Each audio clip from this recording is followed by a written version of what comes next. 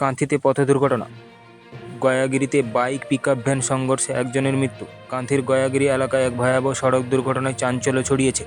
গতকাল সকালে একটি দ্রুতগামী পণ্যবাহী পিকআপ ভ্যান এবং মোটর বাইকের মুখোমুখি সংঘর্ষ ঘটে। ধাক্কার জেরে বাইকটি দুমড়ে মুচড়ে রাস্তার ধারে ঝোপে ছিটকে পড়ে এবং পিকআপ ভ্যানটি নিয়ন্ত্রণ হারিয়ে রাস্তা থেকে নিচে নয়াঞ্জলিতে নেমে যায়। এতে বাইক আরোহী সহ 2 জন আহত হলে ঘটনায় স্থানীয় বাসিন্দারা দ্রুত ঘটনাস্থলে ছুটে আসেন এবং আহতদের উদ্ধার করে চিকিৎসার জন্য স্থানীয় হাসপাতালে নিয়ে যান। খবর পেয়ে পুলিশ ঘটনাস্থলে পৌঁছে দুর্ঘটনাগ্রস্ত গাড়ি দুটিকে উদ্ধারের ব্যবস্থা করেছে।